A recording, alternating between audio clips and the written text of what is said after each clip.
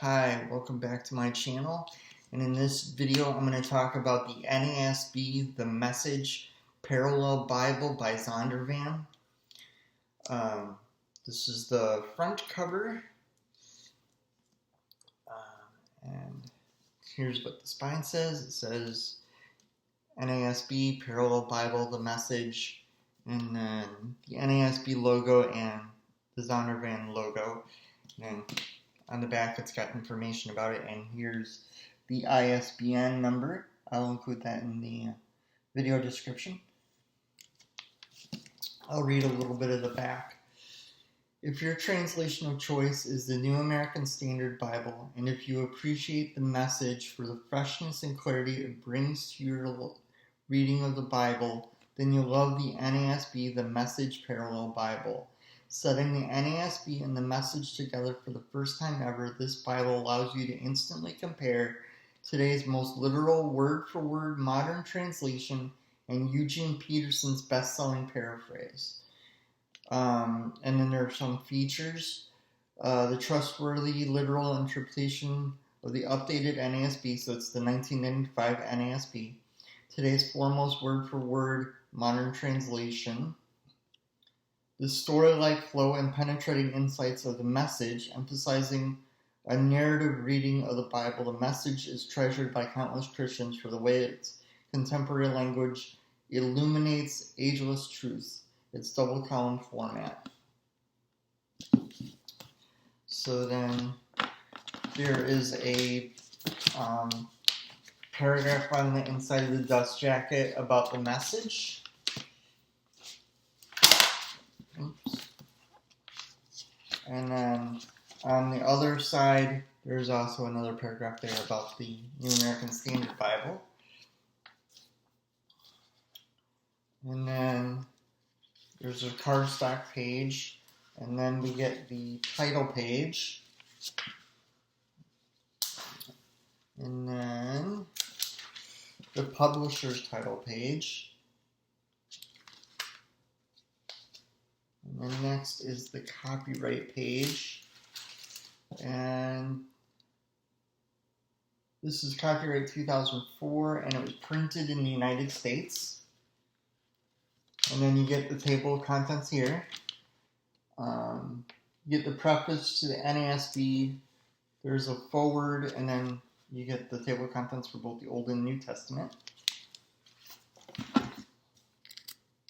And then another table of contents that gives you a preface to the reader and introduction to the message.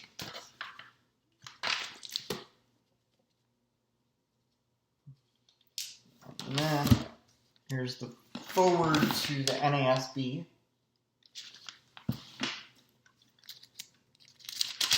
which is standard to all NASB Bibles. If you've never read the NASB before, I recommend that you read that preface and stuff.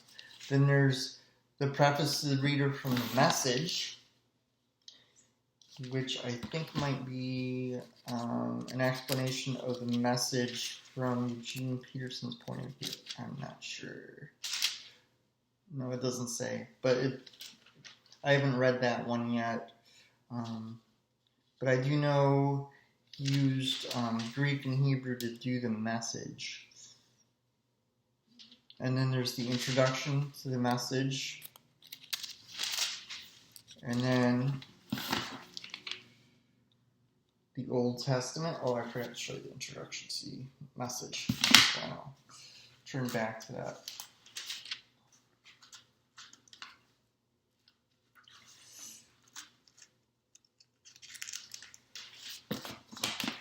Introduction to the Message, which I forgot to show you. And then after the Old Testament cover page, you get to the Bible. It's 2 columns. One column is the NASB, and the other one is the Message. What I thought was really neat about this one, I got this one, and I have used this one some and highlighted in it some, is that The NASB has verse numbers, but the Message has no verse numbers. It has chapter numbers, but no verse numbers. Oh, and then at the bottom of the column for the NASB, you get footnotes. I'm not sure if it's the complete set of NASB footnotes or not, but there does seem to be quite a bit of them as I turn pages. I got this Bible before I really started getting into the NASB. But yeah, it's neat to be able to see the NASB and the Message side by side. I use the Message more of as a commentary rather than a version of the Bible.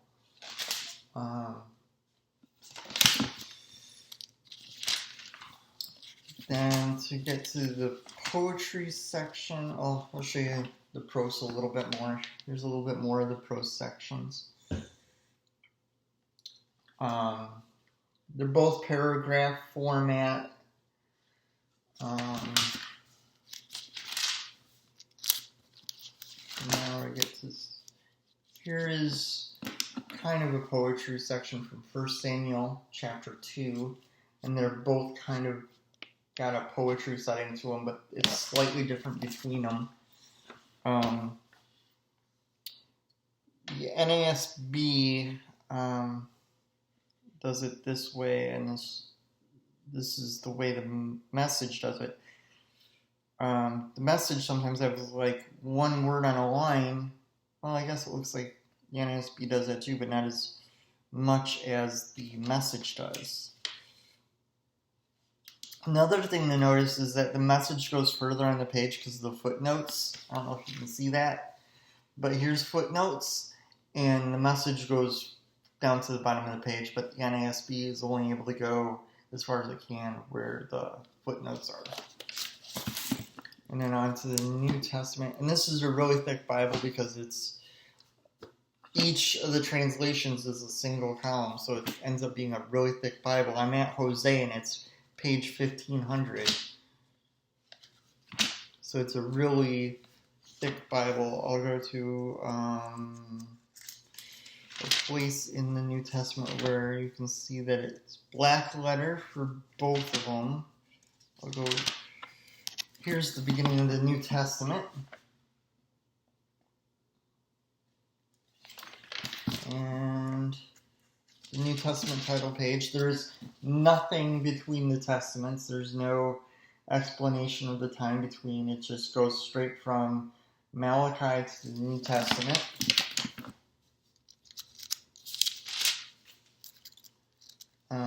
I really like the font for the titles of books.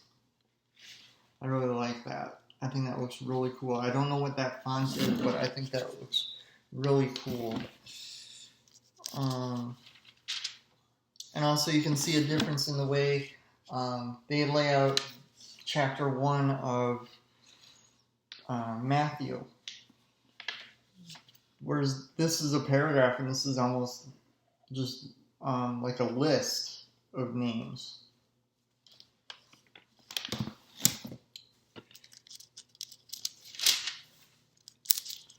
I'll get it to the Sermon on the Mount. Here we go, the beginning of the Sermon on the Mount, and you can see it is black letter. And it's black letter throughout.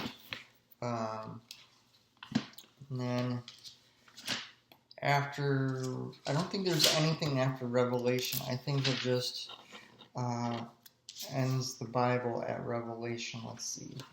Oh, there's several pages of note paper, blank note paper. There's no lines or anything. It just says notes. So if you're a person who likes to put notes in the back of your Bible, they give you quite a few pages of this.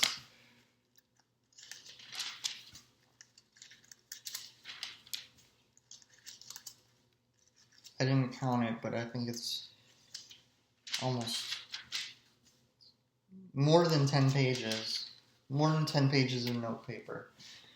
And the Bible ends on page 2104. And here's how it ends. It doesn't go all the way to the bottom of the page, and there are still footnotes here for the NASB. And then you get the blank notebook paper, and then there is, it's like some kind of, there's like an end credits thing where it tells you who did the design work on this.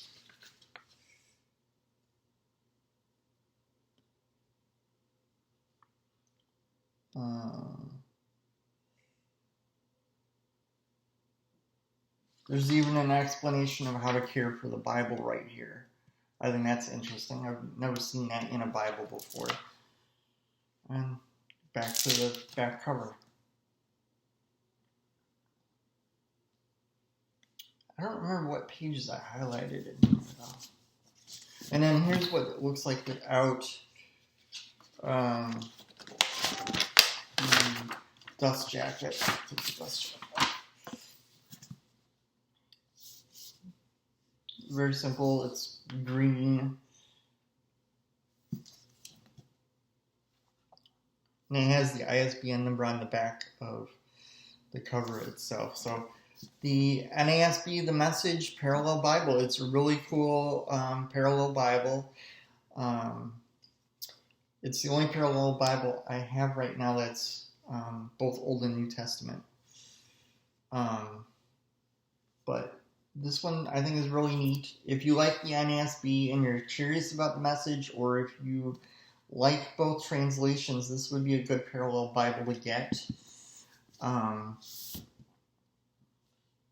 think it's a really good tool for studying the Bible. So if you ever get a chance, check this out. I believe these might still be available on Amazon. I did not buy this one. This one was my mom got it for me as a gift. So, but I believe I've seen them on Amazon. And the pages are white. There's no gilding. I forgot to mention that earlier.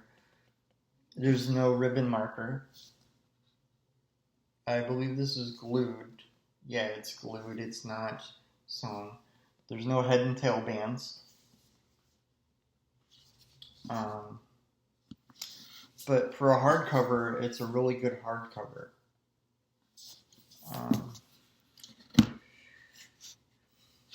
I would say this is a good Bible to get if you're interested in those two translations.